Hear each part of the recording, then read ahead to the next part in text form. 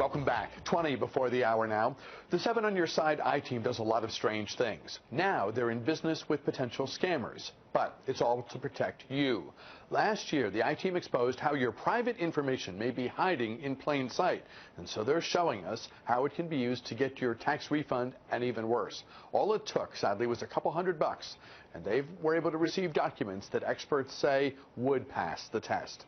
From W-2s to pay stubs, tonight at 11, they'll show you how easy it is for scammers to purchase real-looking documents that let anyone pretend to be you.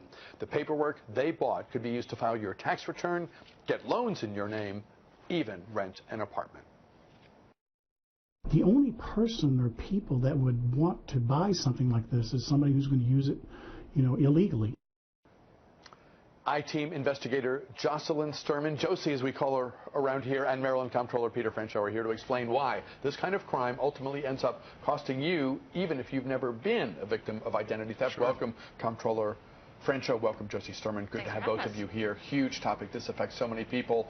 And last year, Josie, felt like an even worse year than all the years that had come before. Maybe that's just an anecdotal sense that I get from talking to people, but 2015 was horrific. Well, thousands of people is what we're talking about here, having fraudulent returns filed in their name. And if the scammers are fast enough, if they get that return in first, they're going to get paid. And that's the sad part of the system is there are a lot of protections in place to flag those bad returns. But if they get in first, if they get past those systems, they're going to get your refund first. You're not going to find out until you file electronically. You get a notice back from the IRS telling you, wait a second, somebody's already put in for this return, that money belongs to you, and then you're going to be left in waiting. Maryland, as Comptroller Franchot will tell you, does a very good job of moving the process along. You prove who you are, and then you eventually get your money as well, so then the state pays twice. But the IRS, we've heard horror stories from people waiting, still filing for taxes the following year, still waiting on the prior year's refunds as they prove who they are and go through the process. Talk about what the I-Team did that led to the conclusion that this is sadly not that tough for the bad guys to do. Not at all. It's not difficult at all. What we did was we basically went online. You go onto sites like Craigslist, anywhere on the internet. All you have to do is type in W-2. Any city in America, you can find somebody. All you do is send them a text message. It's a number that's not going to be able to be traced. You tell them what you want. They tell you how much it's going to cost. Some said, you supply us the Social Security numbers, which we know from prior investigations we could easily find on the internet for thousands of people. Or they were happy to supply a legitimate Social Security number for you, along with verified employer ID numbers, so that if you had a list of people whose identity you stole, you had some of their personal information, they'd give you a company's ID to back it all up. Boom, you file, and it's done. So undoubtedly, Comptroller Franchot, there are people listening to us right now whose personal information, unknowns to them, is on sale online for folks to purchase for not all that much money, which of course causes people years of hassle and refunds that don't come and all the rest of it. This is a huge problem, obviously. It's not just Maryland, it's Virginia, it's every state in the country. We just signed a memorandum of understanding with the IRS and all of our sister states around the United States, basically agreeing to, in real time, communicate with them on any of these fraud schemes that we see. Josie mentioned going on Craigslist and buying a W-2 form with specific information about an employee and their employer.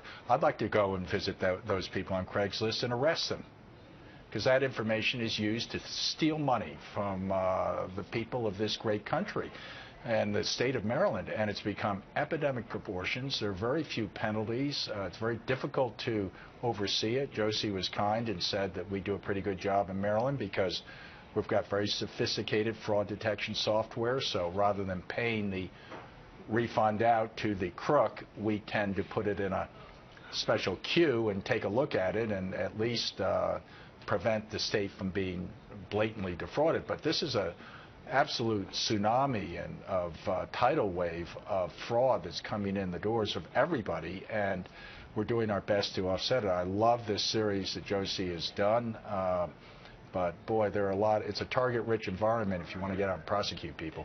Is this an overseas effort in the main, or is it just game on from crooks everywhere, taking advantage of the tools that were probably in most cases put in place to make life easier for those who want to file returns online and have banking done online, et cetera? Sure. No, every state is obviously emphasizing e-filing, we call it. I've gone from 40% of our 3 million tax returns are electronically filed when I was first elected.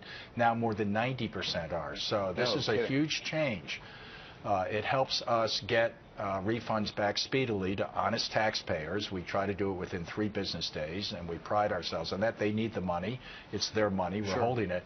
But it's opened up the door to thieves from not only South Florida and South California, where apparently a lot of this comes from, but also the Ukraine, as you mentioned, overseas. So we have to have very sophisticated software to prevent us from responding to these fraudulent requests. So, Josie, you saw some of that, and I think interviewed some of our people. Yeah, and one of the things that needs to be closed down is the system sort of facilitates this kind of scam, and that's something that the comptroller is trying to close down. When W-2s are issued out, we're giving scammers a jump on actual legitimate filers, and that's a problem in many states, including Maryland, and that's something he's trying to shut down, because we're giving them advance notice because of when W-2s go out to legitimate filers. Yes, and Josie was very nice. In Maryland, we have by statute when the W-2 forms have to go out. It's the end of February. It hasn't even happened yet. Well, we started the tax season in mid-January, and a lot of the returns we're getting now are fraudulent because the thieves are rushing to get in before the real folks. So you asked Bruce, gee, is this affect people that are important? How about the Attorney General of the state of Maryland, Brian Frosch, a dear friend of mine? I turn on the TV set, and there he is saying, my God, I filed for an extension on my taxes.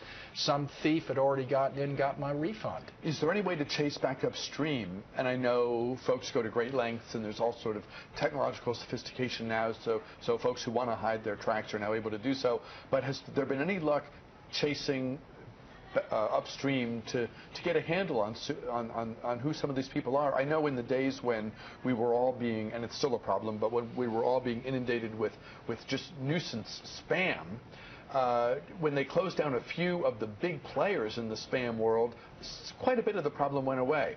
How close are we to getting our hands around the collective neck of the people who are doing all this? Well, we're behind, way behind on this, because I just put in the Taxpayer Protection Act, which is a bill that I'm asking the legislature to pass that would, for example, give us authority to investigate these crimes. Right now, I'm not able, as the comptroller, to demand, I don't have subpoena power, I don't have injunctive relief, I have 35 law enforcement folks in my agency. They are allowed to have prosecutorial authority, not prosecutorial authority, but certainly investigatory authority over petroleum and tobacco and alcohol, where I regulate things. I don't have that authority in the tax law. So I go to, for example, a fraudulent tax preparer.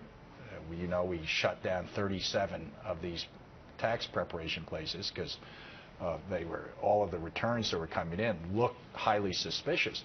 But when I go to I can't shut them down. When I go and ask, I have to ask them permission to get their documents. So I'm asking people that probably may be involved in fraudulent criminal activity, would you please, pretty please, give me information? We go to the Attorney General, who apparently has the authority.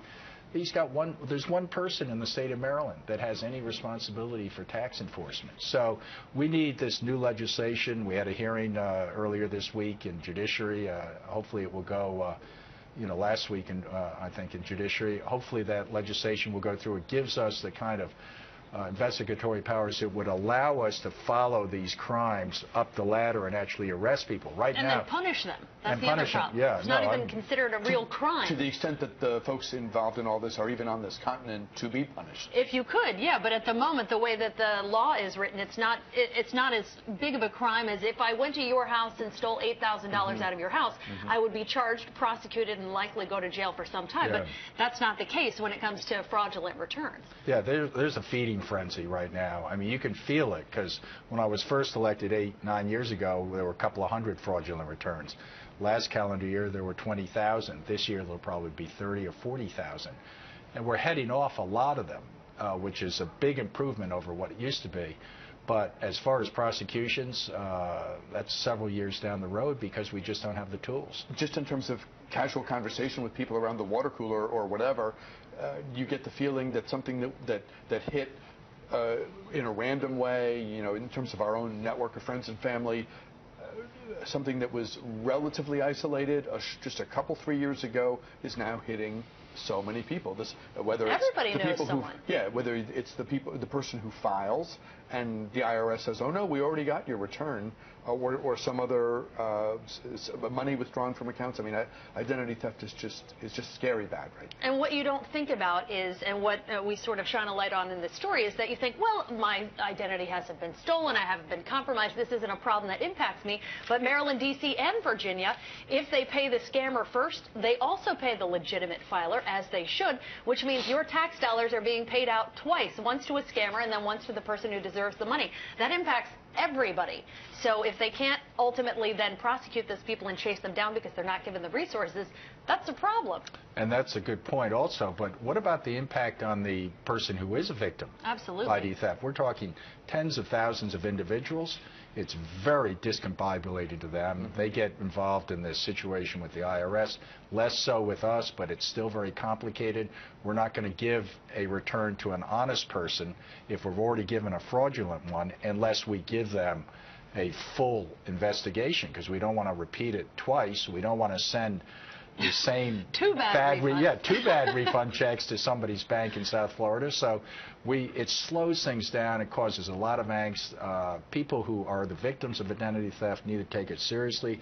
They need to contact the IRS, the FTC, the credit bureaus, us. They have to get special numbers to protect them. The PIN for subsequent numbers. Everything, This is it's a huge hassle for law-abiding citizens, and just your call for more prosecution resonates with them, I'll tell you that. And so a lot of people have had a sad experience, a bad experience in this area already. The rest of us are praying it never happens to us. Tell us a little bit more, Josie, about what we'll see in your stories and in your series and in your special report, and when and where we can see it. Tonight it's going to happen on 11 o'clock on ABC 7. We're going to put it online, WJLA.com and News8.net. You're going to see just alarming how easy this process is, and we'll tell you a little bit about what you need to do to sort of lock down your identity. You've got to be on credit monitoring, looking at your accounts, seeing what's going on, and you've got to get a jump. You can't wait on your taxes, sadly. They're not going to wait. They're going to go and search for your money. It isn't over the top. It isn't scare talk to say that probably everyone should have some. Folks should be checking their accounts on a regular basis and have some level of credit monitoring that they are an active participant in, rather than just kind of set it and forget it. A huge wave of this is coming in. We read about the hacking of Target and Home Depot and Blue Cross Blue Shield and all these federal agencies. That information is being transferred over. Peter Franchot, Josie Sturman, important information for us to be able to convey for folks watching us at home on a snowy holiday Monday. Thank you very much. We'll look forward to your report for sure. Peter, thank you so much. We are back with a program note right after this.